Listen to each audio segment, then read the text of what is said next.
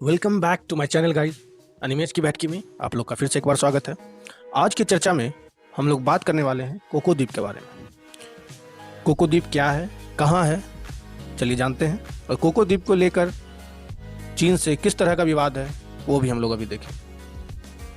तो कोको द्वीप ये आजकल का ज्वलंत मुद्दा है और हम लोग इसके बारे में आज चर्चा करने वाले हैं। जब आप इस भारत का या विश्व का मैप देख रहे होंगे तब आप देख रहे होंगे कि चीन यहाँ पर है और भारत यहाँ पर है।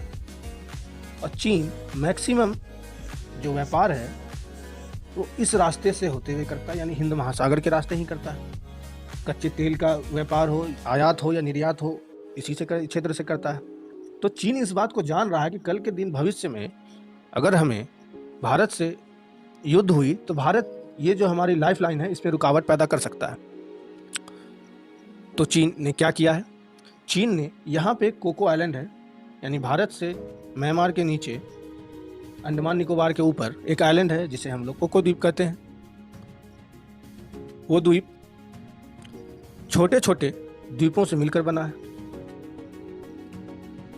अगर आप देख रहे होंगे तो ये कोको द्वीप है।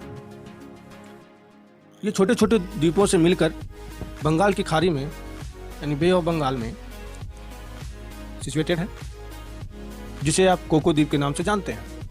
एशिया महाद्वीप में सबसे महत्वपूर्ण द्वीपों की श्रेणी में गिना जाने वाला कोको द्वीप समूह कोलकाता से मात्र 1255 किलोमीटर दूर है और ये दक्षिण पूर्व क्षेत्र में है कोलकाता से, जो भारतीय हितों की दृष्टि से अति महत्वपूर्ण है। लेकिन साल 1950 में आप देख पा रहे होंगे कि साल 1950 में भारत के प्रथम प्रधानमंत्री रहे जवाहरलाल नेहरू ने भारतीय क्षेत्राधिकारों को लेकर जो तटीय उदासीनता दिखाई और सुरक्षा के मद्देनजर भी कोको द्वीप समूह को महत्व न देते हुए जो फैसला किया वो चीन के विस्तारवादी नीति को खासा मजबूती देता है। हमारे जो प्रधानमंत्री थे जवाहरलाल नेहरू वो दूरदर्शी नहीं थे। वो ये नहीं समझ पा रहे थे कि भारत के आसपास के जो क्षेत्र हैं उसमें अगर अपनी मजबूती से पकड़ बनाए रखते हैं तो भविष्य में हमारे देशवासियों को किसी प्रकार की दिक्कत का सामना नहीं करना पड़ेगा। लेकिन ऐसा हुआ नहीं। हमारे जो चाचा नेहरू हैं उनसे बहुत बड़ी भूल हो गई। वो अपने आसपास के जितने भी देश हैं और क्षेत्र हैं उनको अपने कंट्रोल में ना रख पाए। अब बात करते हैं कि कोको द्वीप जबकि भारत का ही हिस्सा था, इसे म्यांमार को गिफ्ट किया गया था। बात को समझिएगा, ये कोको द्वीप भारत का ही हिस्सा था, इसे म्यांमार को गिफ्ट किया गया था, जिसकी चर्चा हम लोग आगे और बेहतर ढंग से करेंगे। नेहरू ने कोको द्वीप म्यांमार को तोहफे में दे दिया। ऐसा केवल इसलिए हुआ क्योंकि नेहरू उस क्षेत्र को बंजर जमीन के सिवा कुछ भी नहीं मानते थे। परिणाम स्वरूप म्यांमार से चीन ने इस कोको द्वीप को ले लिया और चीन की चाल सफल हो गई। चीन वास्तव में क्या कर रहा है, तो वास्तव में वो किसी भी गरीब देश को इतने पैसे दे देता है ताकि वो उसे वापस ना कर सके और बदले में एक छोटी सी जमीन का हिस्सा ले लेता है और उसे अपना सैन्य अड्डा बना लेता है। वही म्यांमार के साथ हुआ। म्यांमार को उसने इतने पैसे दिए कि वो उसे लौटा नहीं सक रहा। बदले में चाइना ने कोको आइलैंड या कोको द्वीप किराए पर ले लिया है और इस पे एक नेटवर्क सिस्टम लगाए हुए है, एक सैन्य बल लगाए हुए जो कि भारत पर नज़र लगाए हुए है, निगरानी रखे हुए है। वही आप कह सकते हैं कि निगरानी दस्ता यहाँ पे लगाया है चीन ने। आप देख पा रहे होंगे कि चीन से कोको द्वीप जो है भारत से मात्र 1255 किलोमीटर दूर है, वाइजैक से 1200 किलोमीटर दूर है, चेन्नई से तो और भी कम 1190 किलोमीटर दूर है। तो आप बात की गहराई को समझें कि यहाँ पर चीन करने की कोशिश क्या कर रहा है। एक्चुअली में भारत जो भी प्रक्षेपण या रॉकेट लॉन्च करता है वो आंध्र प्रदेश के श्रीहरिकोटा से करता है और कोई भी मिसाइल परीक्षण करता है वो उसी क्षेत्र से करता है। तो चीन इस पर निगरानी रखना चाह रहा है कि भारत आखिर कर क्या रहा है। और चीन में ये भी खलबली है कि इंडियन ओशियन में यानी कि हिंद महासागर में जो भारत का दबदबा है उस पर रोक लगाने की। आगे बढ़ते हैं। आप देख पा रहे होंगे कि ये हमारा आइलैंड है अंडमान निकोबार, जो कि हमारा देश का ही हिस्सा है और यहाँ पे है कोको आइलैंड। तो कोको आइलैंड अंडमान निकोबार से ज़्यादा दूर नहीं है और जो भी पैसे या जो भी बिजनेस चाइना करता है वो इस रास्ते से करता है, इस गैपिंग से करता है। तो चाइना ने यहाँ पे अपना एक दस्ता लगा लिया है।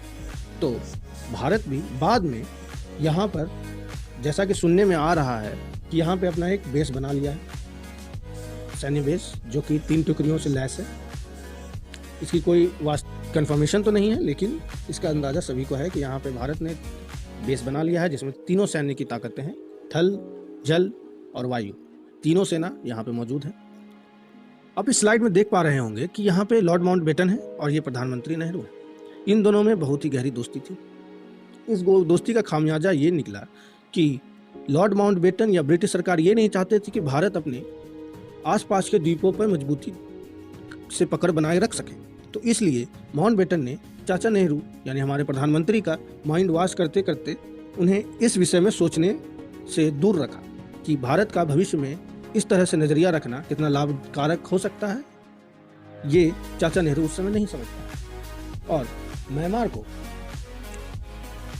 कोको द्वीप गिफ्ट में दान कर दिया। अगर आप उस समय की बात करें तो राजनीतिक और सुरक्षा की दृष्टि से कोको द्वीप बहुत ही मायने रखता है। भारतीय मिसाइलों के प्रक्षेपणों के प्रयास पर चीन की गहरी निगाह हर समय रहती है।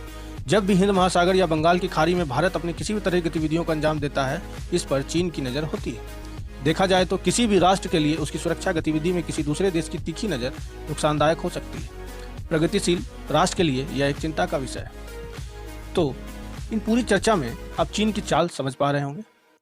अंडमान निकोबार द्वीप से उत्तर में मौजूद कोको द्वीप भारत की सुरक्षा और राजनीतिक दृष्टि से बहुत ही मजबूत है। अब जानेंगे कि क्या हुआ है। तो चाचा नेहरू ने गिफ्ट किया किसे, तो म्यांमार को यानी बर्मा को। बर्मा ने इसे किराए पर दे दिया किसे, तो चाइना को।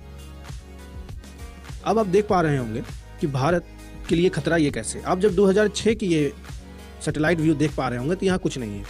ये 2020 में आप देख रहे होंगे कि पूरे का पूरा हवाई अड्डा के तौर पे तब्दील हो गया है, क्योंकि यहाँ पे एक सैन्य टुकड़ी बिछाई गई है, रखी गई है चाइना के द्वारा, और ये जो पूरा का पूरा एयर बेस है ये चाइना के द्वारा ही बनाया गया है। तो आप समझ ही पा रहे होंगे कि चाइना या कोको द्वीप भारत के लिए कितना खतरा बन गया चाचा नेहरू के एक भूल के कारण। होप करता हूँ आप लोग समझ गए होंगे। मिलते हैं अगली चर्चा में। अगर मेरी ये वीडियो आप लोग को अच्छी लगती है तो प्लीज़ लाइक करें, शेयर करें, सब्सक्राइब करें और मुझे मोटिवेट करें। मिलते हैं अगले चर्चा में, अगले वीडियो में। तब तक के लिए थैंक्स, टेक केयर।